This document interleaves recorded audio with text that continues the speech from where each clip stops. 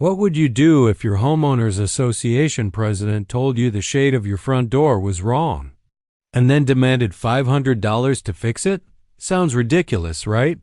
But when I refused, she didn't just argue, she actually called the police. And when 2 patrol cars rolled up, I thought it was all a bad joke. Until one officer looked at my wife's ID and suddenly treated her like someone with authority. That's when I started asking myself the question that changed everything. Do I really know who I married? Before we dive into this unbelievable story, make sure you're subscribed to Listen HOA Stories, where we expose the wildest real-life neighborhood dramas. It all started last Tuesday morning. I just poured my coffee when a sharp, official-sounding knock rattled through the front door. Not a neighborly knock, but the kind that makes you instantly uneasy. I peeked through the window and saw a woman holding a leather portfolio and, get this, a measuring tape. Right then, I should have known my quiet suburban routine was about to be shattered. Her name was Nancy Moore, the HOA president, and she introduced herself with the kind of corporate confidence that could intimidate a room full of lawyers. This wasn't some unhinged neighbor ranting about weeds in the yard. She was organized, polished, and armed with binders full of laminated documents, certified mail receipts, and time-stamped photos. "Mr. Simmons," she began, handing me a thick envelope, "your property is in violation of community standards regarding exterior door paint compliance. The fine is $500 payable within 48 hours. I stared at her, then at my perfectly painted front door. It was a calming ocean blue, the kind of color that makes you want to take a deep breath. But according to March 2024's updated community standards, it was the wrong blue. They wanted navy, not what she called maritime azure. That's when Rebecca, my wife, stepped into the doorway, and the second she spoke, Nancy's confidence faltered.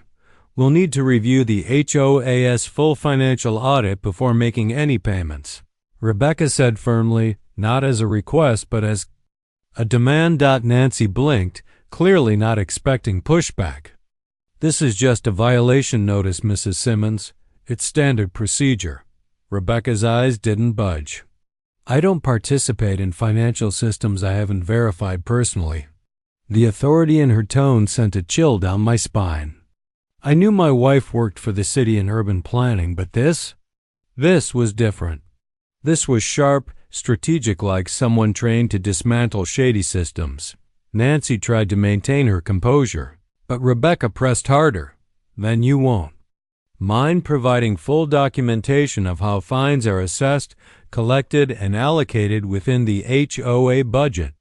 The silence between them stretched tight, like 2 chess masters preparing their opening move. Nancy finally muttered, "Your wife seems unusually well-versed in legal procedures." But the way she said it wasn't admiration, it was calculation. Like she just realized Rebecca wasn't someone to underestimate. After 15 tense minutes, Nancy left, but not without warning us that non-compliance would lead to further legal escalation. The moment her car pulled away, Rebecca was already on the phone. "I need a full background check on Nancy Moore. Look for any irregularities in financials or patterns of fraud." I froze. Who was she even talking to? How did my wife have someone she could call for investigations?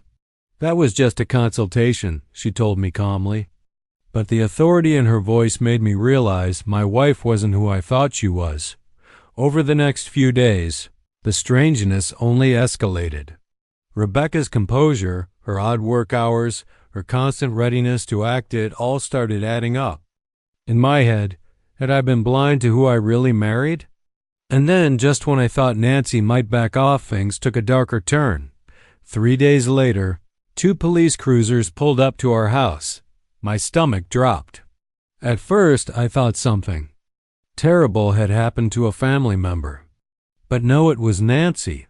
She had actually called the cops on us over her ridiculous $500 paint fine.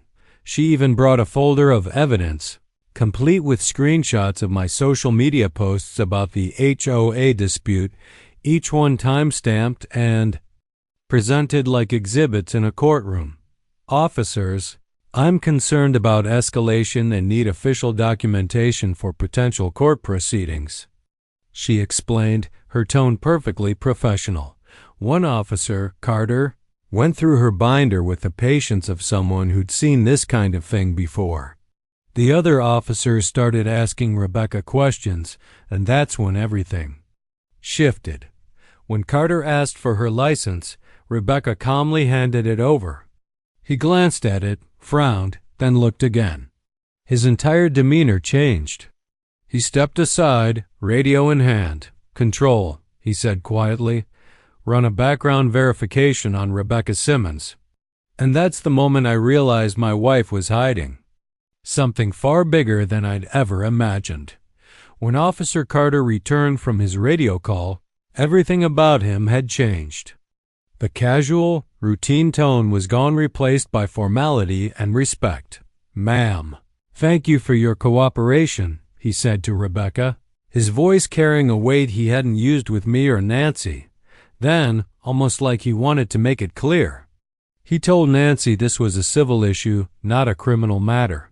"Social media posts don't count as harassment unless there are threats," he explained firmly. For the first time, Nancy's polished composure cracked. She protested, "But they're refusing to comply with standards." "That's an HOA matter," Carter replied.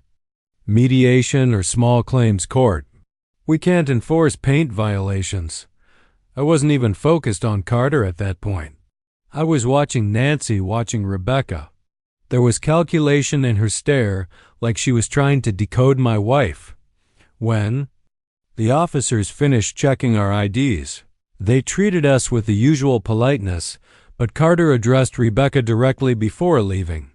"Ma'am, if you experience any harassment, call us immediately. Not you all, just her." Nancy noticed that too. The look in her eyes told me she'd just realized there was something very different about my wife. As the patrol cars pulled away, Nancy lingered by her vehicle, still watching. That's when Rebecca's phone buzzed with a text. She glanced at it, and I caught a flicker of recognition cross her face, maybe even relief. The message was short. "Saw the patrol cars. Situation handled." It came from an unknown number, but the way Rebecca reacted told me she knew exactly who it was from. She typed back quickly and slid the phone into her pocket. "Everything okay?" I asked. Getting reassuring texts during a police visit isn't exactly normal. "Just a neighbor checking in," she answered. But her voice had that same careful edge I'd noticed before, like she was deliberately holding something back. Nancy didn't go home right away. She pulled out her phone and began pacing the sidewalk, talking in clipped, serious tones. I caught fragments of her words. Background investigation. Rebecca Simmons. Not social media, professional level. Within the hour, a man in a wrinkled suit appeared on our street, knocking on doors and introducing himself as Tommy, a private investigator hired for community safety research. The speed of Nancy's move chilled me. This wasn't neighbor drama anymore. This was war. And here's the thing, most people would be rattled by having police show up over a paint dispute. But Rebecca? She acted like it was nothing more than a scheduling inconvenience. That unsettled me more than Nancy's antics, because it hinted at experience with situations most civilians never face. 2 weeks later, Tommy returned to Nancy's house. But the man who came back wasn't the smug investigator I'd seen before. He looked shaken, clutching his report like it was dangerous to hold. "Ma'am," he said, his voice tight, "I've done background work for 15 years, and I've never seen anything like this." According to his findings, Rebecca's employment history was sealed by court order. Her car wasn't registered like a normal person's. It was part of a government fleet. And most disturbing of all, there were no public records of her existence. Prior to 2019, Nancy's face paled as she read through the report. Tommy admitted, "In my experience, there are only 3 categories of people who get that level of protection: federal witnesses, undercover law enforcement, or intelligence operatives." While Nancy tried to process what she had just learned, Rebecca was busy with her own counterattack. Using precision that felt almost surgical, she had gathered every HOA violation notice from the last 3 years, cross-referenced them against the actual bylaws, and built spreadsheets that revealed a chilling pattern. Elderly residents were 5 times more likely to be fined than younger ones. Immigrant families were repeatedly targeted for petty violations that long-term residents committed freely. Single parents were threatened with legal action at disproportionate rates. This wasn't community standards. It was exploitation, a predatory system designed to squeeze money from those least able to fight back. Rebecca's analysis didn't just expose a corrupt HOA, it looked like the framework of a criminal case. She even traced over $127,000 in payments funneled from homeowners directly into Nancy's private business, More Property Solutions. Each transfer occurred just weeks after violation notices went out, forming a clear pattern of systematic fraud. The thoroughness of Rebecca's work was chilling. This wasn't the effort of an annoyed homeowner, it was the methodology of someone trained to investigate white-collar crime. And without realizing it, Nancy had triggered something far larger. Tommy's digging into Rebecca's sealed records had set off security alerts within law enforcement systems. Background checks on protected identities don't just vanish into thin air, they get flagged. Within days, Rebecca received a secure notification. Her operational cover had been compromised. Countermeasures were being deployed. And what had started as a fight over a blue front door had now spiraled into a battle that reached far beyond our neighborhood. Nancy's realization that she might be dealing with someone carrying official law enforcement authority sent her into a quiet panic. But instead of retreating, she did what made her so dangerous in the first place. She adapted. Her response wasn't fear. It was strategy. Rather than trying to negotiate, Nancy escalated the conflict. She began painting herself as the victim, claiming she was being targeted by government overreach and illegal surveillance. Every phone call was recorded, every interaction with Rebecca documented. She was rewriting the narrative, not a corrupt HOA president, but a dedicated volunteer, under attack by abusive officials. Meanwhile, Rebecca was unraveling far more than the financial scam. Her expertise in fraud detection revealed the psychological weapons Nancy used to control residents. Questioning the HOA wasn't framed as healthy civic engagement. It was branded as selfish and unneighborly, a threat to everyone's property. Values. Elderly homeowners were convinced their homes could be foreclosed over minor infractions. Families who couldn't pay emergency fines were shamed as reckless. The manipulation was so deliberate, so systematic, that it became clear Nancy wasn't just enforcing rules, she was running a campaign of psychological coercion. Rebecca's deeper digging showed this wasn't confined to our street.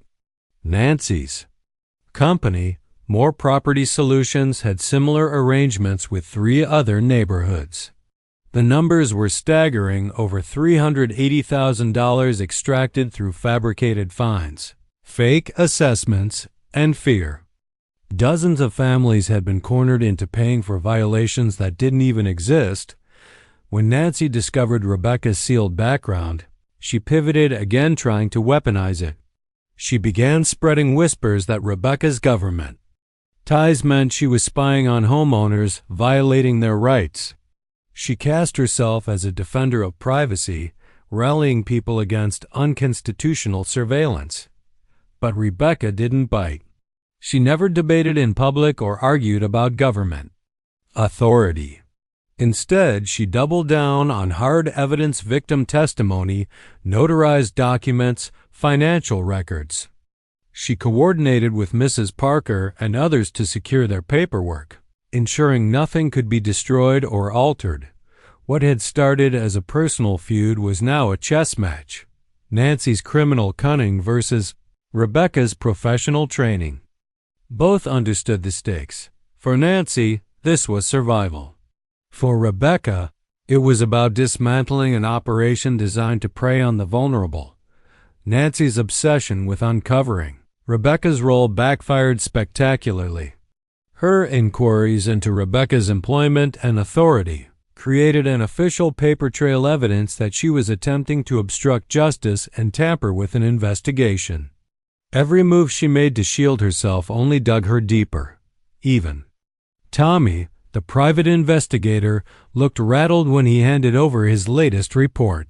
His voice shook as he told Nancy, "Ma'am, I've never seen anything like this. It's like your neighbor didn't exist until 5 years ago." Nancy stared at the words, government fleet registration, sealed employment records, classified. Notations. Her throat went dry as one chilling thought hit her. What if Rebecca isn't the one under investigation at all? Have you ever uncovered something about a neighbor that completely changed the way you saw them? Share it in the comments. I want to hear your story. Nancy wasted no time. She called an emergency HOA meeting for Thursday night. Word spread fast. By the time I arrived, the community center was overflowing, people dragging and folding chairs. Standing shoulder to shoulder, the air buzzing with tension. This wasn't curiosity anymore. This was outrage. Nancy had staged it like a courtroom drama. A slick PowerPoint titled Community Security and Hidden Criminal Elements, evidence folders, handouts, a projector. She was here to destroy Rebecca's credibility in front of everyone. "Neighbors," Nancy began, her voice commanding, "we face unprecedented threats to our property values, our safety, our freedom. Tonight, I will expose the infiltration threatening everything we've built." Together, I started live streaming, partly for documentation, partly because I knew she was about to overplay her hand. Within minutes, over 2,500 people were watching online. Comments flying faster than I could read. Nancy clicked through slides showing my social media posts, photos of our house, timelines of harassment patterns. She spoke like a prosecutor, building a case. But then technology delivered a twist no one saw coming. Her laptop froze mid-presentation. She clicked frantically, pounding keys. And then disaster. Instead of advancing her slideshow, the projector displayed her desktop. And there, in full view of the packed community center, was an open folder titled More Property Solutions, Client Database, Confidential. The room froze in stunned silence. On the projection screen, Nancy's private business files sat in plain view spreadsheets labeled with homeowner names and payments directly tied to her company. For 30 long seconds, everyone in the room absorbed the sight while Nancy frantically tried to click her way back into her slideshow. But it was too late. The damage was done. My livestream chat went wild. Thousands of people screaming in all caps, "Screenshot this. Get proof now.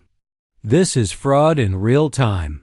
Meanwhile, Nancy's face drained of color. She managed to close the window and return to her PowerPoint, but the crowd was no longer listening. They had just witnessed something damning, and the energy in the room had shifted completely. It wasn't about community safety anymore, it was about fraud. Then came the moment that changed everything. Mrs. Parker, frail but fierce, slowly rose from her chair. This was the same woman Nancy had bullied into paying $3,000 for fake violations. Her voice shook at first, but then it grew strong. Filled with years of suppressed outrage, "I paid Nancy $3,000 last year," she declared. "She told me my garden trellis was a safety hazard. Said she'd put a lien on my house if I didn't pay her company immediately. The silence that followed was electric. One woman's courage broke the dam, one by one. Neighbors stood to share their own stories. A family across the street forced to hand over $2,000 for a mailbox emergency repair. Another neighbor hit with $5,000 in landscaping fines for bush that supposedly endangered the community. Person after person revealed threats of foreclosure, false violations, and payments funneled directly to Nancy's company. By the time everyone finished, the total losses in our neighborhood alone topped $127,000. The scale was jaw-dropping. Nancy hadn't just been enforcing rules, she'd been running a criminal enterprise, preying on the elderly, new immigrants, and single parents too intimidated to fight back. And then Rebecca stood. Not with outrage, not with accusations. Her power came from calm authority. Since financial irregularities have been revealed tonight, she said evenly, civil code requires full financial transparency from HOA boards upon written request. She spoke in plain language, breaking down the laws about fines, collections, and the criminal implications of funneling community funds into personal accounts. Nancy's attempts to regain control collapsed in real time. When she claimed homeowners had no right to records, Rebecca cited the statute word for word. When she argued her side business was industry standard, Rebecca explained fraud and embezzlement definitions. When she threatened lawsuits for defamation, Rebecca calmly reminded everyone that truth is a defense and documented records were facts, not opinions. The meeting unraveled into chaos. Neighbors no longer feared Nancy, they challenged her openly. And with every desperate denial, Nancy contradicted herself further. At one point, she insisted the records were fabricated, while also arguing the payments were voluntary community contributions. You can't have it both ways. My live stream numbers exploded. Over 15,000 people tuned in, sharing clips, tagging local media. Comments flooded in, calling this a masterclass in exposing corruption. By dawn, news outlets had picked up the story. Our quiet neighborhood scandal had gone viral. And Nancy? She was unraveling. As county fraud investigators arrived at more property solutions, Nancy's phone buzzed with a cryptic text. We need to talk. Tonight. Come alone. Her hands trembled as she read it, then looked across the street. Rebecca was calmly watering her garden. For the first time, Nancy wondered, had this entire neighborhood been one carefully laid trap? The next morning, I woke to an empty bed. Rebecca was already moving briskly through the room, preparing for another early departure with her usual precision. Rebecca, I said firmly, stepping into her path. Stop dodging. Tell me what's really going on. You know legal codes by memory. You coordinated that meeting like you've done it 100 times before. And I heard that call. You don't sound like a city planner. Who are you really? She froze for a moment, studying me. Then came the practiced, careful words of someone who had answered that question before. Dylan, she said quietly, there are aspects of my work that involve sensitive oversight. I can't discuss operational details, but everything I'm doing is necessary and completely legal. It wasn't an answer. It was a wall. And this time, I wasn't willing to accept it. What kind of regulatory oversight requires personal contact with fraud investigators? What city planning job gives someone the authority to coordinate victim testimony like a seasoned prosecutor? My voice was sharper than I intended, but the questions had been clawing at me for weeks. Rebecca gave me her usual calm half-answers about compliance monitoring and irregularity detection. Yet every word only widened the gap between the life I thought we had and the reality unfolding before me. When I pressed harder, asking if she was law enforcement, federal, or some kind of investigator, her reply was always the same. I work in fraud prevention and regulatory compliance. Technically true, but meaningless. Each evasive response sounded rehearsed, the kind of careful phrasing someone trained in interrogation deflection would use. The hurt wasn't just her secrecy, it was the realization that maybe our marriage itself was a carefully constructed cover. Had all those casual conversations about neighborhood bylaws been small talk or intelligence gathering? Was my wife the woman I thought I knew, or an undercover professional who never let me see the real her? 2 days later, desperation pushed me to cross a line I never imagined. I called her office. After 30 minutes of transfers and stonewalling, someone finally confirmed she was affiliated with municipal oversight but couldn't disclose her role due to confidentiality protocols. Confidentiality. About my own wife's job. That was when the truth hit me. Rebecca's life wasn't what she claimed. The questions became unbearable. Did she marry me because she loved me, or because our neighborhood gave her access to Nancy's operation? Was our relationship genuine or part of a calculated cover story? Meanwhile, the neighborhood turned to me for answers I didn't have. Victims of Nancy's fraud asked whether Rebecca could recommend lawyers or how to file county complaints. They assumed I shared her inside knowledge. Instead, I was forced to admit that I didn't even know what my own wife did for a living. The humiliation stung worse than the secrecy. 3 days into this spiral, Rebecca finally came home with news that shook everything. Her county consulting contract had been suspended. There's a potential conflict of interest, she explained, her voice steadier than her eyes.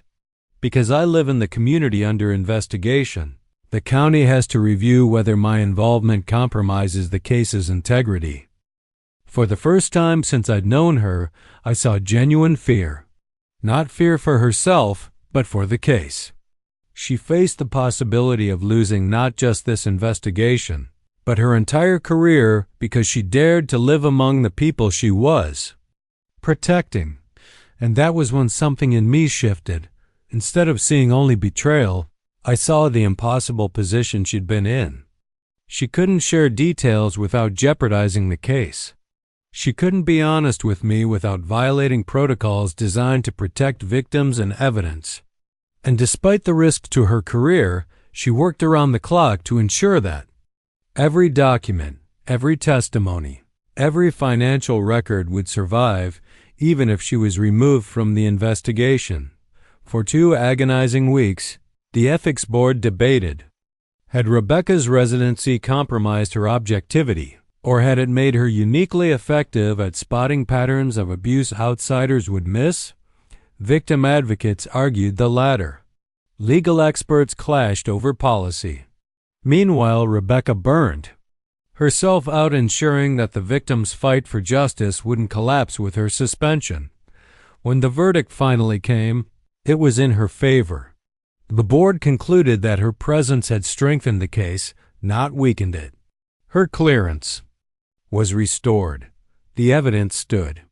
Nancy's prosecution would move forward. And for the first time, I understood.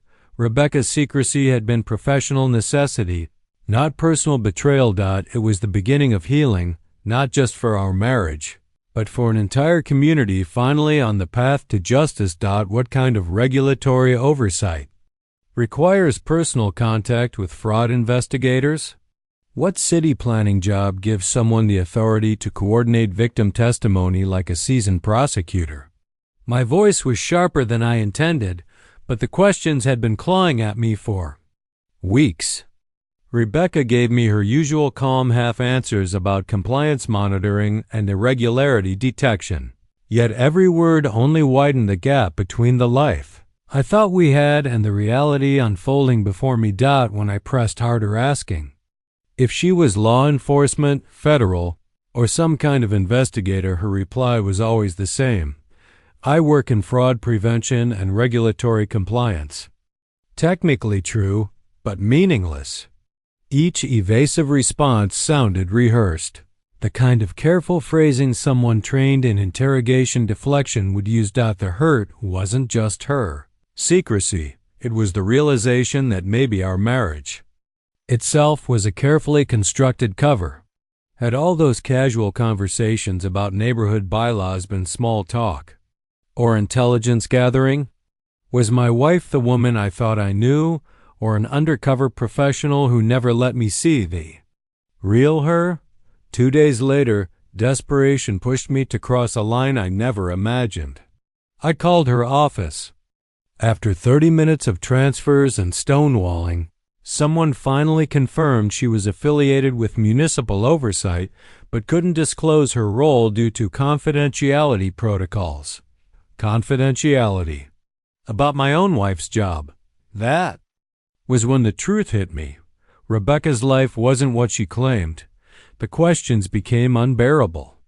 Did she marry me because she loved me, or because our neighborhood gave her access to Nancy's operation? Was our relationship genuine, or part of a calculated cover story? Meanwhile, the neighborhood turned to me for answers I didn't have. Victims of Nancy's fraud asked whether Rebecca could recommend lawyers or how to file county complaints. They assumed I shared her inside knowledge. Instead, I was forced to admit that I didn't even know what my own wife did for a living. The humiliation stung worse than the secrecy. 3 days into this spiral, Rebecca finally came home with news that shook everything. Her county consulting contract had been suspended.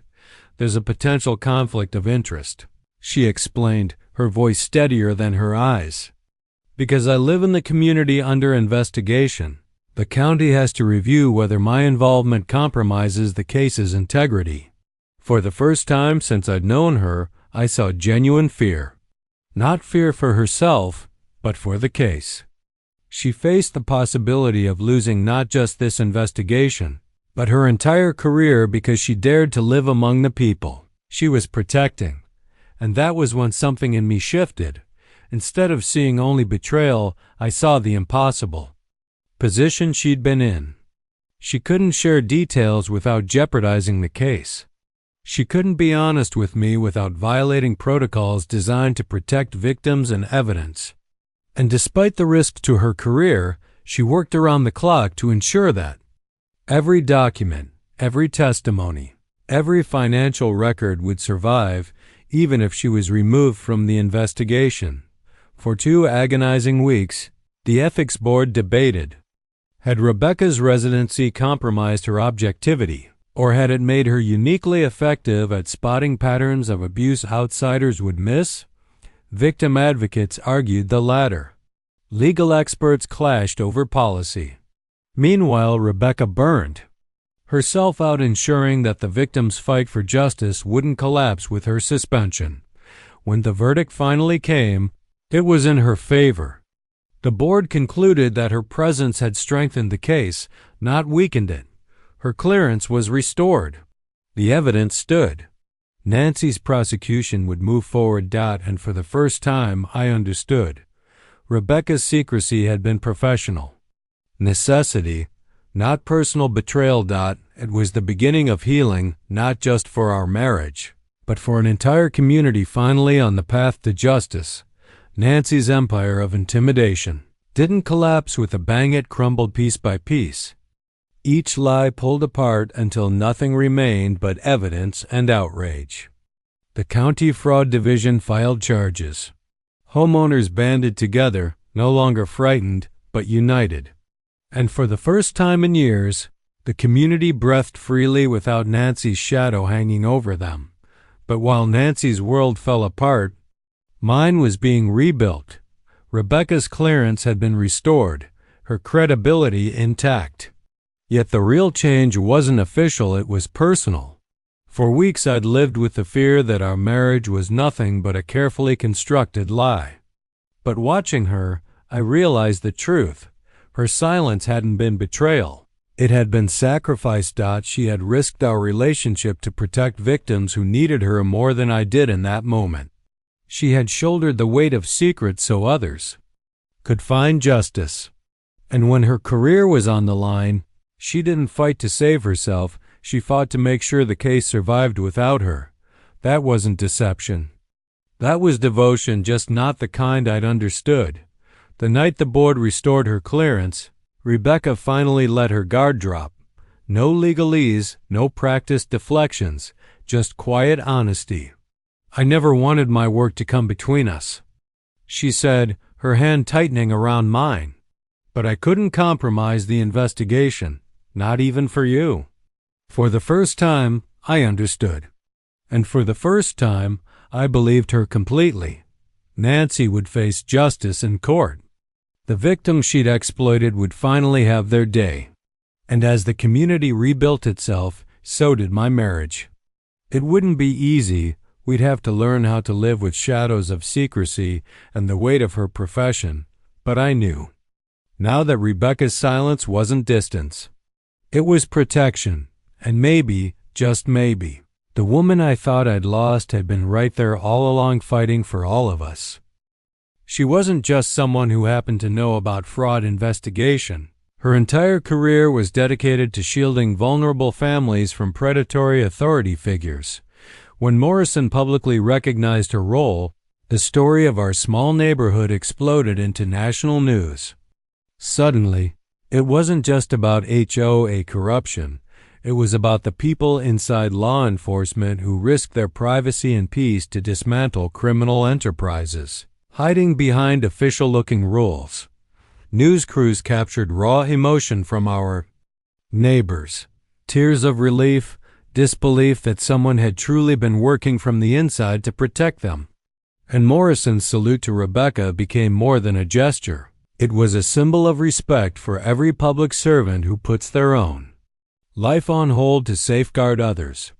While investigators collected evidence and interviewed victims, Rebecca led the charge on the human side. She connected families with legal advocates, explained procedures in plain language, and made sure elderly and immigrant residents knew their rights. Watching her balance logistics and compassion side by side, I finally understood why Morrison had shown her such professional respect. The effect on our community was immediate. Suspicion gave way to admiration. The mystery phone calls and government vehicle that once raised eyebrows suddenly made sense. Our neighbor wasn't hiding, she was protecting Dot as Morrison's salute faded into whispers.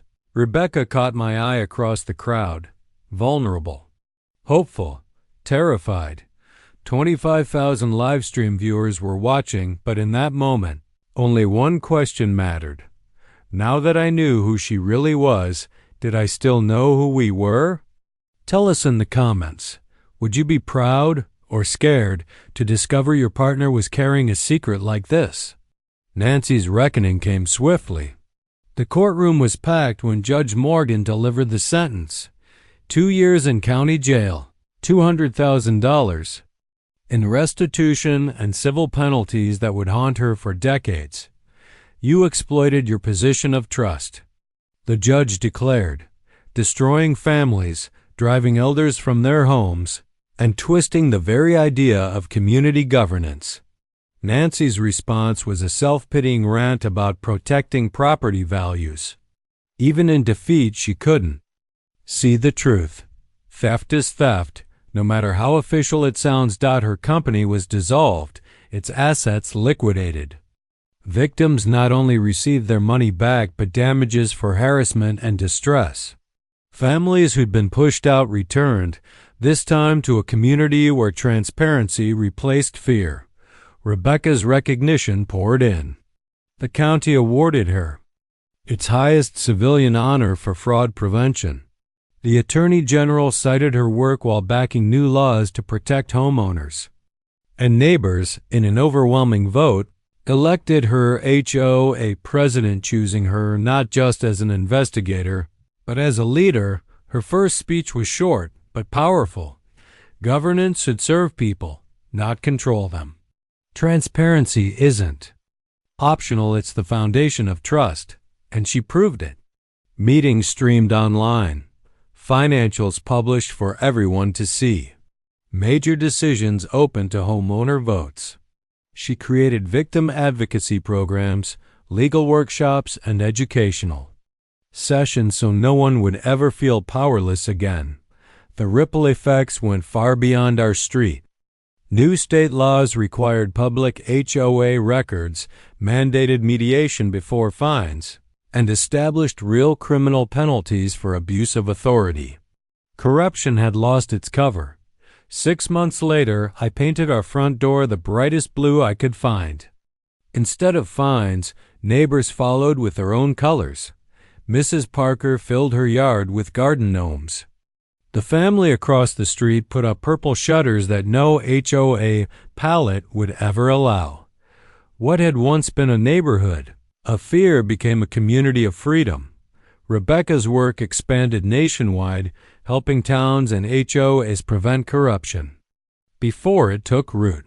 Sometimes I join her, offering the perspective of an ordinary resident who knows what it's like to live under and then escape abuse of power. Together, we've become partners in something much larger than ourselves. And when documentary crews turned our story into a streaming feature, they captured something that can't be faked. Corruption may always find new disguises, but so will the people determined to stop it. Nancy wasn't some cartoon villain. She was smart, calculated, and used legitimate authority to carry out crimes that devastated vulnerable families. She thrived because people assumed HOA board members were trustworthy neighbors, not criminals running a well-organized fraud ring. Victims stayed silent, believing official community policies couldn't be challenged, even when those rules were nothing more than extortion dressed up as property management. Rebecca's success in exposing Nancy wasn't just about her expertise. It came from a deep commitment to protecting the community, even at the cost of her privacy and professional stability. She spent months gathering evidence, coordinating victims, and working with multiple agencies, all while maintaining the kind of secrecy that kept Nancy from destroying records or intimidating witnesses. Every step was a delicate balance, upholding the law, serving the victims, and making sure other neighborhoods would never fall prey to the same kind of abuse. A year after Nancy's arrest, our neighborhood held its first Transparency Day, a block party celebrating how far we'd come. Families laughed, kids filled the streets with games they'd once been afraid to play, and elderly neighbors who had lived in fear now tended gardens and joined social projects that rebuilt trust. Local reporters captured the difference between life under oppression and life in a community built on fairness and accountability. The impact spread beyond our neighborhood. Rebecca spoke at national conferences, teaching law enforcement how to recognize HOA fraud. Police academies added fraud detection training. Business schools studied how Nancy's company disguised crime as community service. Legal advocates used her prosecution as a model for fighting similar cases, giving other victims a way to stand up against corrupt boards. But the most meaningful outcome wasn't the media, attention, or awards. It was connecting with families across the country who had suffered in silence. Through Rebecca's consulting work and my documentation of our experience, we've helped expose corrupt associations in dozens of communities, protecting hundreds of families from the kind of trauma we lived through. What this taught us is simple. Corruption thrives in silence, but transparency and community engagement are its greatest enemies. Sometimes the neighbor you suspect is hiding something is the one protecting everyone else. Sometimes justice wears a badge, carries secrets, and just dreams of painting her front door blue. And sometimes standing up to one bully doesn't just change your life, it transforms an entire community. The difference between corruption and real leadership isn't complicated. It's transparency, accountability, and the courage to protect the people you serve. And that's exactly the kind of story we share here on Listen HOA Stories. Real people facing impossible odds and finding the strength to fight back. If this story hit home for you, smash that like button and share it so more people learn what corruption looks like and how communities can take their power back. Thanks for watching, and I'll see you in the next one.